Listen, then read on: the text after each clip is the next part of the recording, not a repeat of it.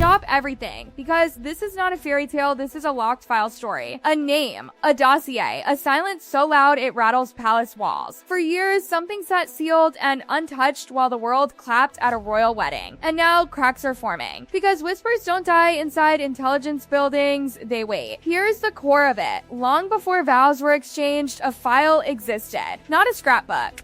Not gossip clippings, a file. The kind built quietly, read carefully, and never discussed out loud. And according to emerging claims, it carried Meghan Markle's name. Not because there was nothing there, but because what was there was considered too destabilizing to confront publicly. Years passed, the wedding happened, cameras flashed, applause roared, and the truth, whatever it was, stayed buried. Until now.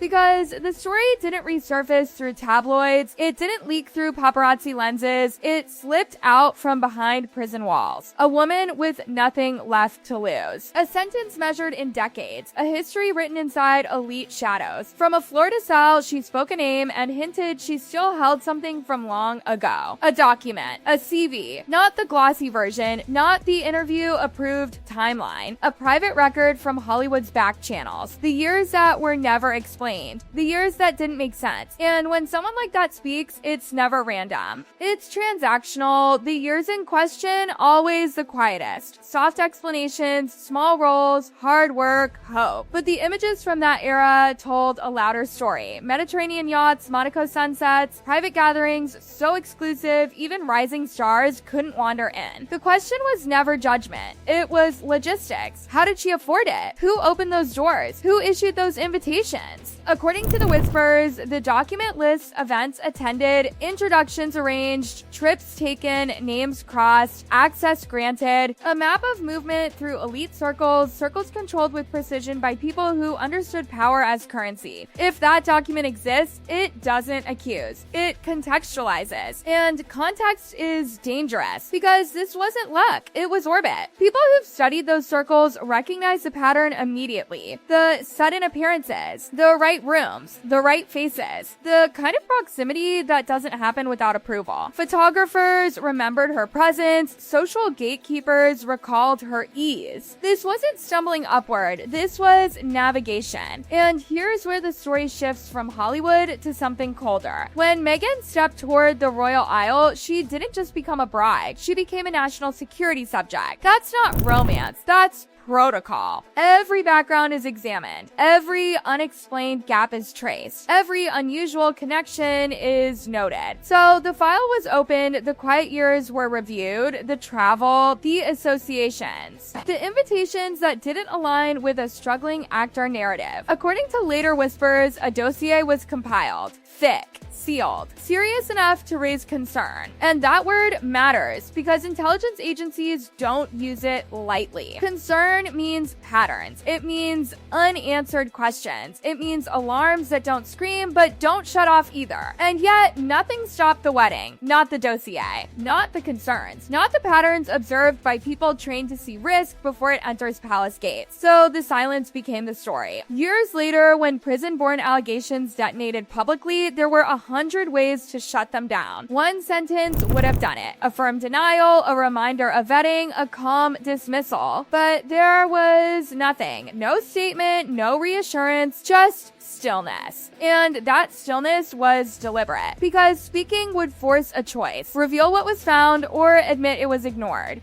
Both options carry consequences heavy enough to crack institutions. Deny everything and risk exposure later, dangerous. Admit concerns existed and explain why they were sidelined, worse. So the palace chose the third path, silence. While that quiet calculation unfolded behind closed doors, Harry lived inside a different reality. One built on trust, loyalty, love as an absolute. He defended her, he challenged his family, he walked away from the structure that defined him. Every step anchored to one belief that he knew her story fully. But now, new reports suggest that certainty is eroding. Details he never heard before. Timelines that feel heavier in hindsight. Warnings he once dismissed, now reframed not as jealousy, but as intelligence he was never shown. For the first time, the ground shifts. Not because love disappears, but because truth feels incomplete. And that changes everything. Because if concerns were flagged long before vows were exchanged, then Harry didn't just marry a woman. He married a narrative, one carefully shaped, selectively shared. And the possibility that he never had the full picture is the most destabilizing element of all. Imagine the document surfaces, verified, dates aligning with known travel, photos matching records. The fallout would be immediate. Public image fractures.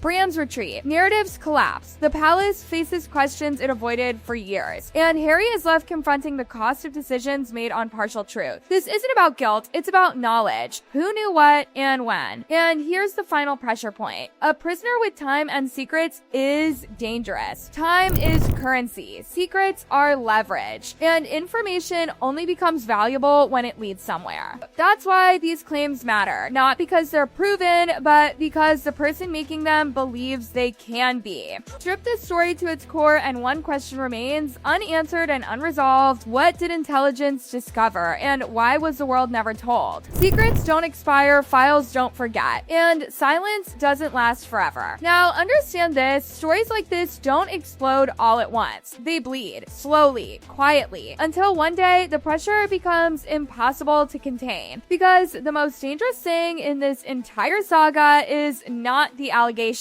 It's the gap. The unanswered space between what was officially said and what was never denied. When intelligence agencies investigate someone entering the highest levels of power, they don't look for scandal, they look for leverage, vulnerabilities, patterns that could be exploited by others. That's the real fear. Not what someone did, but what someone else could do with it. And that's why the silence matters. If MI5 found nothing at all, if every trip, every connection, every unexplained luxury had a clean explanation, then the easiest move in the world would have been reassurance. A single line, a quiet briefing, a closed-door confirmation leaked gently to trusted press. Crisis avoided. End of story. But that didn't happen. Instead, the files stayed sealed, the concerns stayed classified, and the palace chose endurance over clarity. That alone tells you this wasn't simple, because institutions don't protect people out of emotion, they protect outcomes. And suddenly, the timing of everything looks different. The rush, the insistence, the way certain conversations were shut down before they could finish, the unease that reportedly lingered behind smiles. This wasn't about class or race or tradition, it was about risk management. Meanwhile, across the Atlantic, a woman with decades of experience navigating elite secrets sits in a cell with nothing but time.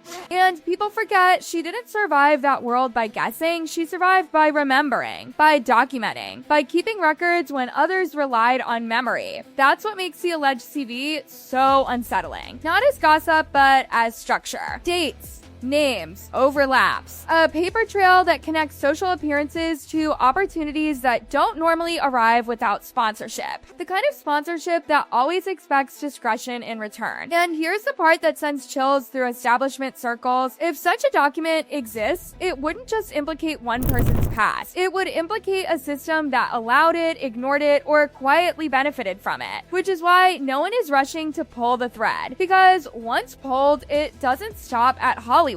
It moves through social clubs, private memberships, introductions arranged off record, and eventually it brushes against people who still hold power today. That's the real danger. And Harry? He's standing at the emotional center of a political storm he never asked to understand. Friends suggest moments of doubt, small at first. A question here, a pause there. Why didn't anyone explain this to me? Why did warnings feel vague? Why do answers now come from strangers instead of family? That kind of realization doesn't arrive dramatically. It creeps in. It erodes certainty. And once certainty goes, loyalty starts asking questions. Because if intelligence concerns were real, if they were discussed in rooms Harry was excluded from, then his life-changing decisions were made without full disclosure. And that is a betrayal no marriage, no title, no distance can fully erase. This is why the stakes feel so high. If proof never appears, the story remains rumor, dangerous, but containable.